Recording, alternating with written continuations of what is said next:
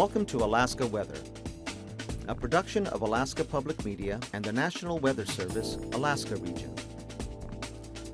Produced and broadcast daily from the studios of KAKM, Alaska Weather provides complete forecasts, public, marine, and aviation for all of Alaska. Alaska Weather is made possible by the following sponsors. If you are interested in serving on your local Federal Subsistence Regional Advisory Council, the deadline to apply is Friday, March 21st. The councils provide information and recommendations to the Federal Subsistence Board on subsistence hunting, trapping, and fishing. For more information on the advisory councils and how to apply, call 1-800-478-1456 or email subsistence@fws.gov. This message sponsored by U.S. Fish and Wildlife Service. It's never too early to set expectations and goals for your child's education. The UA College Savings Plan provides opportunities that can help you reach your educational savings goals. Save in Alaska. Study anywhere. There is more information available by calling 1-888, the number 4, and then Alaska. This message sponsored by the UA College Savings Plan.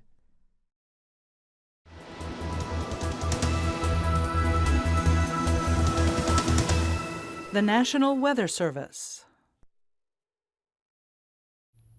Good Wednesday, everyone. I'm Meteorologist Dave Snider with the National Weather Service. It's the 5th of March. As always, we encourage you to stay up to date with the latest watches, warnings, and advisories and forecasts, as well as the current information with radar and satellite imagery available at weather.gov/Alaska or arh.noaa.gov.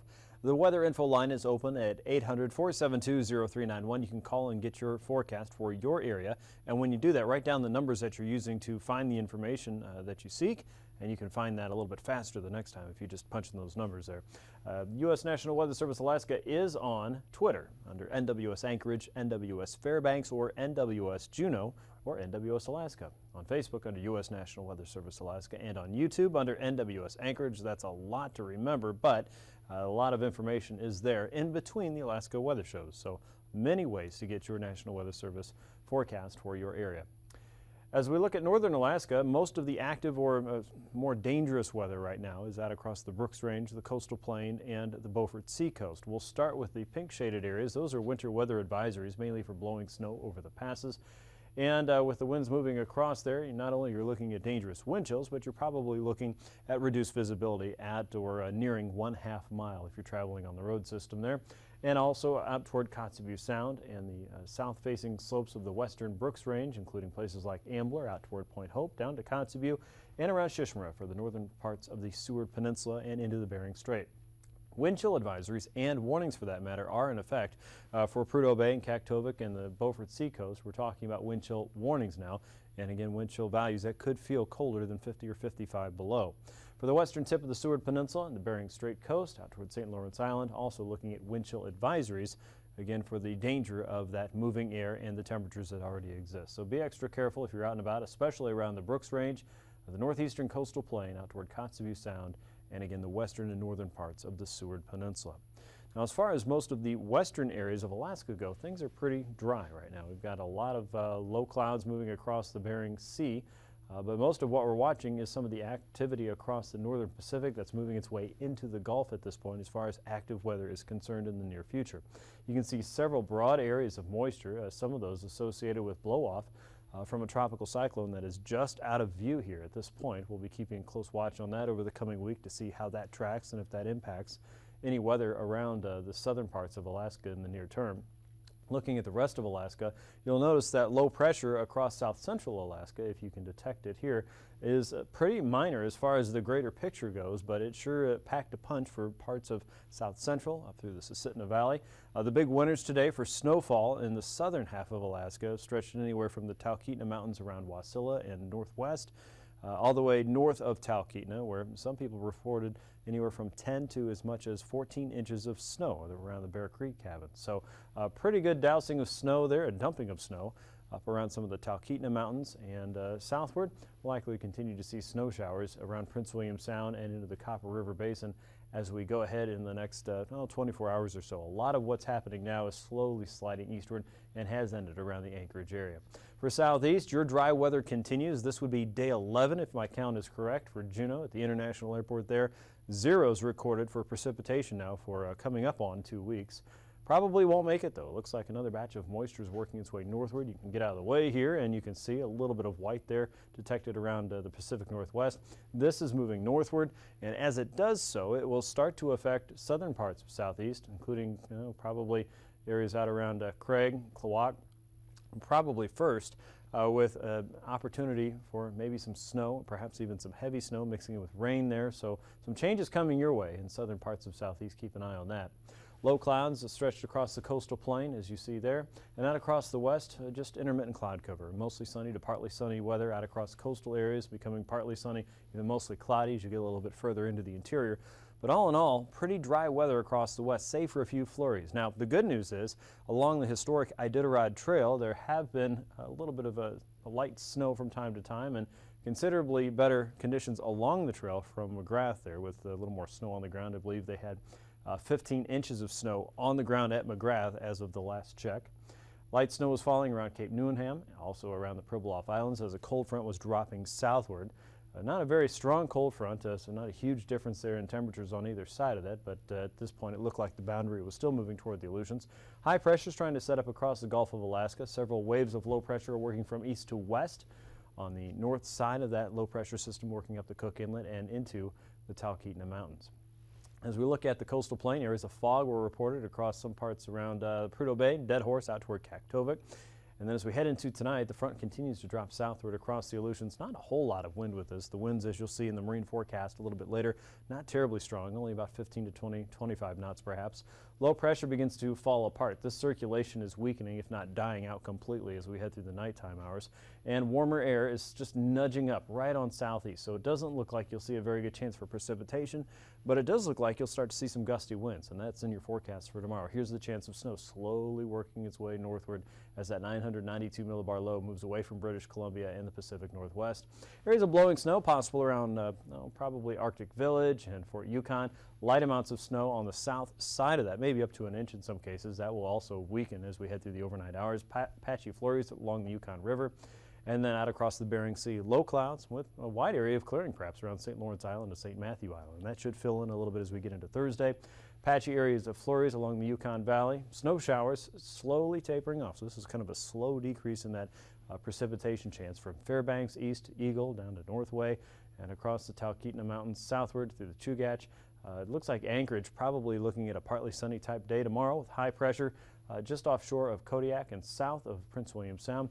Probably still looking at some light snow showers around Shelikof Strait, maybe close to Kodiak Island, stretching over the Alaska Peninsula and the Aleutians. But again, snow amounts should be light, and at times some areas across the central and eastern chain might even mix in with rain. So don't expect a whole lot of accumulation, if any, at all as we get into Thursday there. For southern and southeast, again, watch out for snow developing across the coastal areas there. We're anticipating that this has potential anyway to ramp up into an accumulating snow for you. So we're going to keep an eye on that. Low pressure working across the south and central parts of the Gulf starts to bring in another surge of warmer air. So you can see the transition moving northward there. Will Friday be the last dry day or the first wet day for Juneau? We'll have to see, but it looks like conditions will be changing there across central and southern parts of southeast and probably the northern areas as we get into Friday night and the weekend.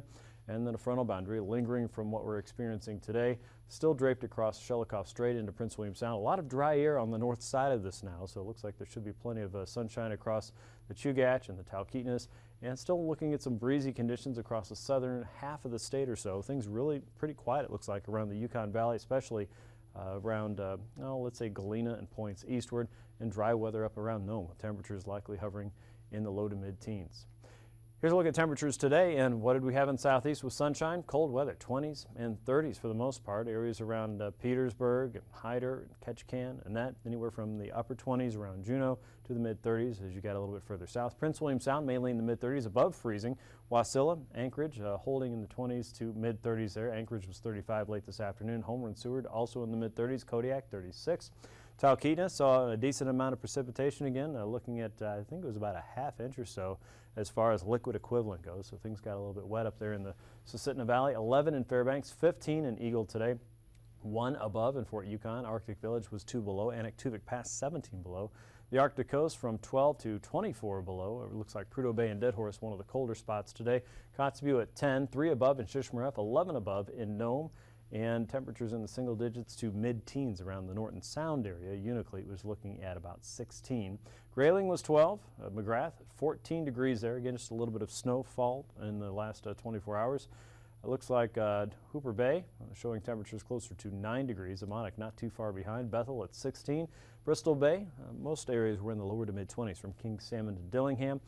Low to mid-20s, maybe even 30 degrees as you run down the Alaska Peninsula towards Sand Point at 37, 40 around Cold Bay and False Pass, 38 at Dutch Harbor in Alaska, and close to 40 for the Central Aleutians, 36 in Shemya, and mid-20s for the Pribilofs. Overnight low temperatures then across the Aleutians in the upper 20s and lower 30s. The Pribilofs likely just below 20 degrees. Bristol Bay in the single digits in teens. Bethel at 1 below.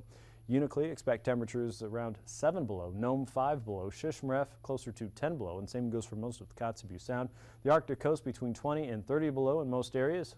For the interior, especially the middle Tanana Valley, 5 to 15 below. The Arctic Village area about 24 below. Ambler and Bettles probably running between 15 and 20 below as well.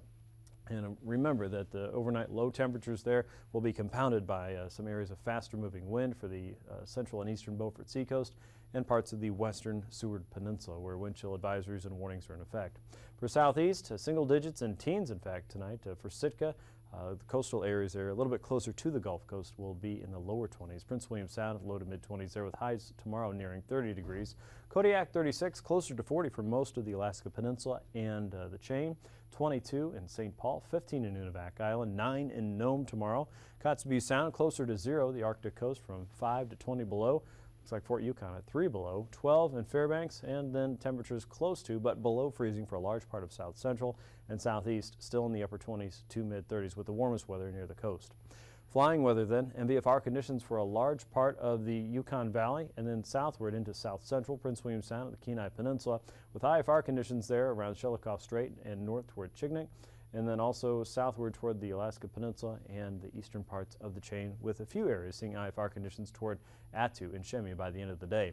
As far as past conditions go, the north will be looking at MVFR conditions fairly widespread, it looks like, for your Thursday. Lake Clark and Rail Pass expected to turn back over to MVFR conditions after some improvement earlier today.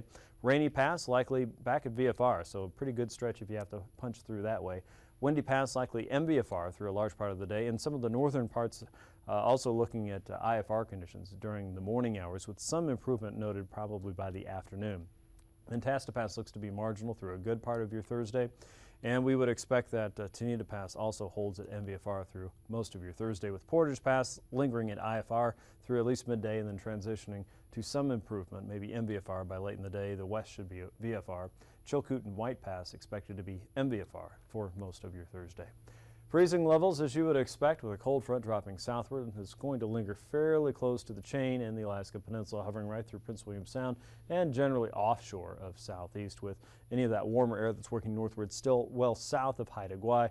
Those freezing levels as high as 2,000 to 4,000 feet and a 2,000-foot freezing line seen south of Adak and Atka. Icing potential, we expect that there will be some lingering areas. We saw a couple mixed reports today, below 12,000 feet and above 4,000 feet for some areas along the Gulf Coast, all the way around, including the Matsu Valley, areas around Kenai, Shelikof Strait, maybe including Kodiak, Copper River Basin out toward Yakutat and northern parts of southeast. Also, the southern tip of the Alaska Peninsula and the central and eastern parts of the chain could be as low as areas above 2,000 feet.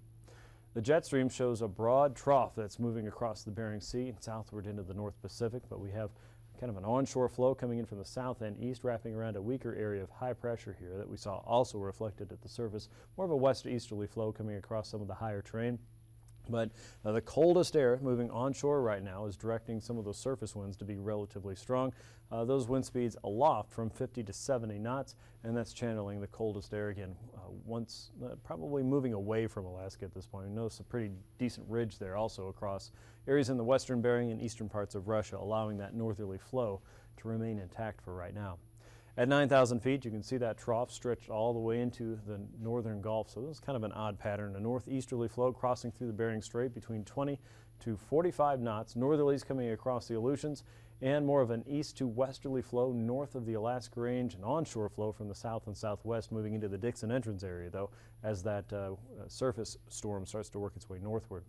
At 3,000 feet, northeasterlies coming across the Yukon Valley, dropping all the way through the central and southern Bering Sea between 15 and 25 knots. There's our weak area of high pressure here, sending out that east to westerly flow across Kodiak Island. Several areas of low pressure around Bristol Bay and also across the central and southern Gulf. And northeasterly winds could be as strong as 40 knots over areas closer to Tanana and then westward as you head out toward Galena. Turbulence potential. There will probably be some chop in many areas tomorrow from the Brooks Range to the Arctic coast, Kotzebue Sound, and down into Norton Sound. Your strongest areas of potential turbulence would likely be south of the Brooks Range, out toward Norton Sound, Nome, and probably around Unalakleet. Below 6,000 feet and below 10,000 feet, you should also expect light to isolated moderate turbulence potential across the Alaska Range into the Kenai Peninsula, Kodiak Island, and maybe around Bristol Bay, where some of that could get a little bit stronger, occasional moderate there. For southeast, with the winds picking up, don't be surprised to run into some stronger gap winds and low-level wind shear. There could be some gusts in the area, especially in the north, that could reach upwards of 50 knots. So again, the winds picking up in southeast tomorrow. That's a look at your aviation forecast. We'll be back with your marine weather and a look at the ice edge in just a moment.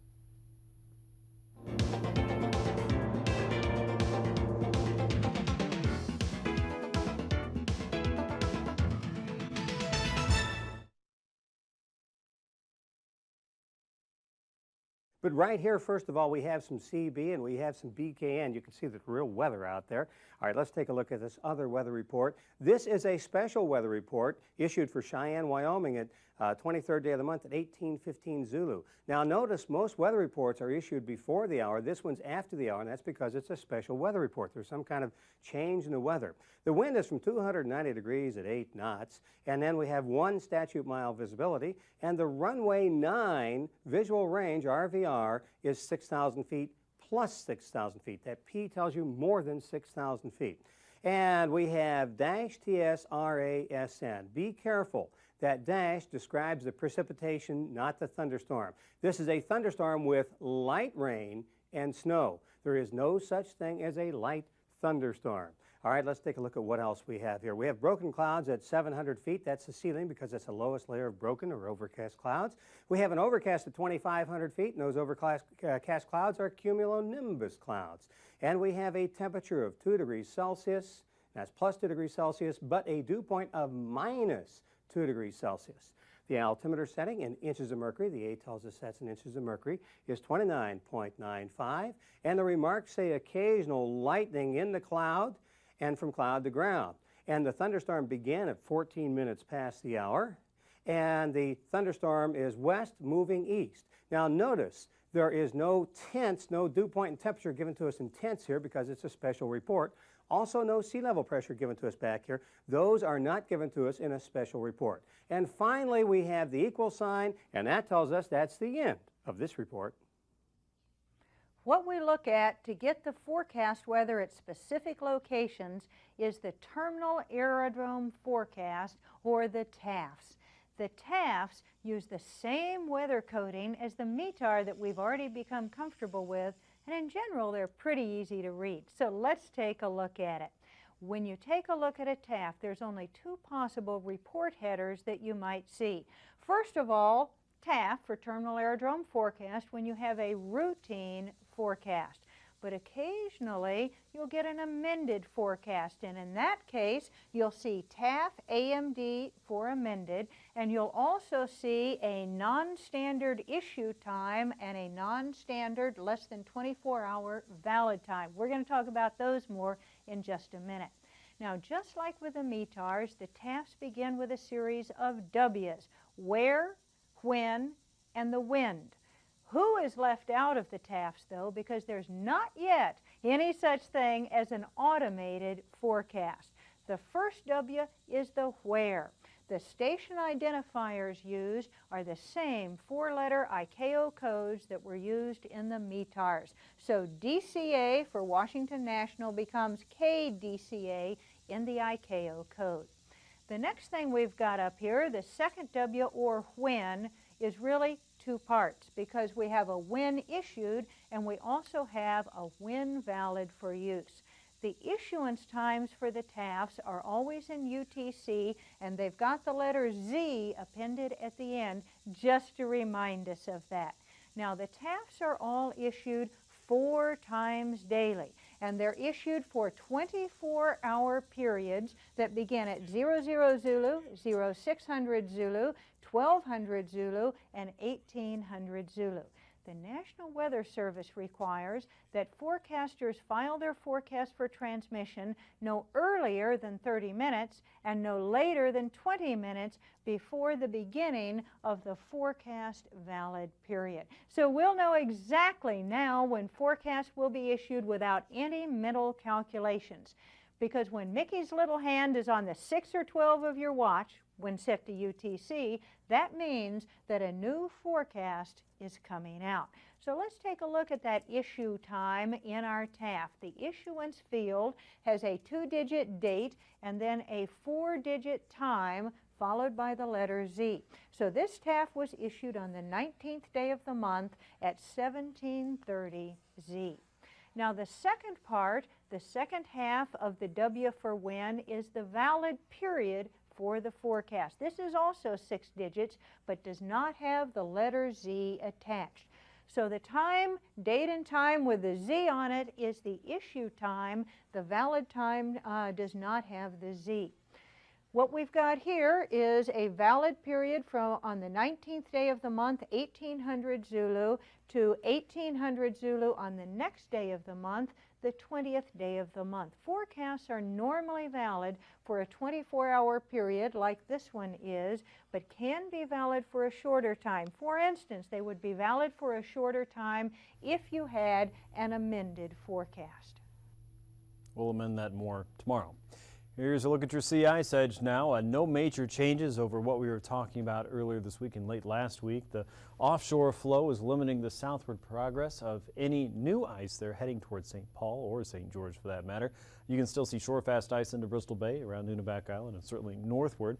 And there's still some ice sitting across the central and northern parts of the Gulf. For the very latest sea ice information, the outlook, and the files you need to make a map similar to this for whatever project you're working on, you can do that anytime by looking at our Sea Ice Program webpage, pafc.arh.noaa.gov or weather.gov/Anchorage, and then /ice.php. And I would get really animated like they do when we read the METARs, but that's just not me. Here's a look at southeast now. A gusty northerly flow out of the Lynn Canal, 30 to 40 knots. Look for some stronger gusts. Like I said, some of those could reach up to about 50 knots or so. So higher gusts still possible in that area. So aviators, take note of that. And also, if you are out on the boat, look for some stronger northeasterly flow coming into the southern inner channels. Remember, there's a storm working northward, so the pressure gradient's increasing here across the inner channels and especially across the south as we get into Thursday and then again on Friday. Higher gusts also on coastal areas, 15 to 20 knots, 4 to 5 foot seas. Likely as we head into Thursday, more of an easterly flow coming offshore as we get into areas around Craig and Sitka and some of the southern entrances there. Southeasterly flow and a shift as we head into Friday. 35 knots expected there in the inside and outside waters. 7 foot seas on the inside, 15 on the outside, and easterly flow coming around Stevens Passage and Frederick Sound. Northerly flow across the Lynn Canal. Still watching for freezing spray there as well. Some of that could be heavy at times. 8 foot sea is expected with 40 knot sustained winds, and higher gusts there also included in some of the northern entrances with sustained winds around 30 to 35 knots. 11 foot seas there outside the northern entrance. So keep an eye on the winds and the changes and the gusts in southeast as we head into Thursday and Friday. For south central, a variable flow, a light flow, or inside and outside of Prince William Sound. As you head into the Resurrection Bay area and the Barren Islands, only 10 knots are expected. 5 foot seas on the western and northern parts of the Gulf, 8 foot seas east of Kodiak Island, 3 foot seas inside Shelikof Strait, and winds coming down the Cook Inlet around 10 to 15 knots. In the ice-free waters, seas could range from 2 to 4 feet. On Friday, the winds pick up a little bit more, 10 to 25 knots as you run the course from Anchorage all the way down into the Shelikof. 25 knot winds there west of Kodiak, and on the western Gulf, 25 to 30 knots with seas coming up to 8 to 13 feet. And inside Prince William Sound, a northeasterly flow at 10 knots with a 2-foot seas expected there. Across the Alaska Peninsula, north and easterly winds around 25 knots, 7-foot seas on the Bering Sea side, 10 to 11-foot seas are expected on the Pacific side. As you look at Friday, look at winds diminishing a little bit on the Bering Sea side. And across the Pacific, a 25 to 30 knot flow is expected with 12 to 13-foot seas to wrap up the week. For the Aleutians, a broad northeasterly flow is expected in just about every area except south of Adak and Atka. That's a northerly flow. 25 to 30 knot winds there, 9 to 13-foot seas on the north and south side, with some of the highest seas probably out around Adak, Kiska, and out toward Attu on Thursday. On Friday, the northeasterlies continue in the west and across the Bering Sea side at 20 to 25 knots. On the Pacific side, they're turning a little bit more from the north and northwest now, so south of Nikolsky and Adak and Atka, 15 to 20 knot winds with 8 to 9-foot seas there. Otherwise, 6 to 10-foot seas on the Bering Sea side and 11-foot seas south of Unalaska. For the west coast, northerly and northeasterly flow coming over the ice edge between 25 and 30 knots. Freezing spray is going to be an issue south of the ice edge. Some of that could be heavy at times. In the Pribilofs, a 30-knot wind with a 9-foot sea from the north and east. Friday, little change. The winds diminished somewhat there. Seas still between 6 and 9 feet with northeasterlies between 20 and about 30 knots or so. And across the Arctic coast, the strongest winds there east of Prudhoe Bay, 20 to 30 knots from the west, with wind chill warnings continuing in that area tonight and tomorrow.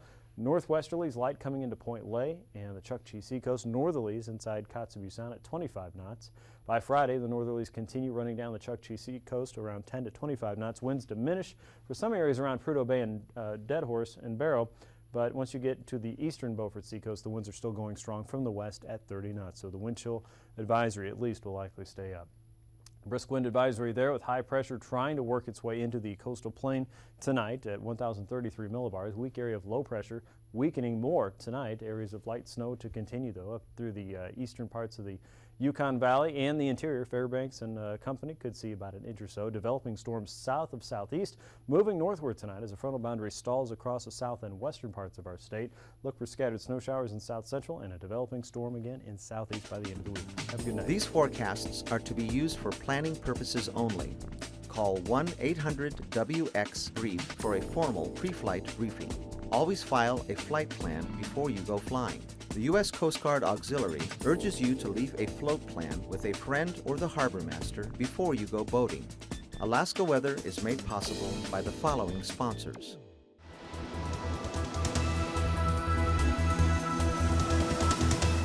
The National Weather Service. If you are interested in serving on your local Federal Subsistence Regional Advisory Council, the deadline to apply is Friday, March 21st. The councils provide information and recommendations to the Federal Subsistence Board on subsistence hunting, trapping, and fishing. For more information on the advisory councils and how to apply, call 1-800-478-1456 or email subsistence@fws.gov. This message sponsored by U.S. Fish and Wildlife Service.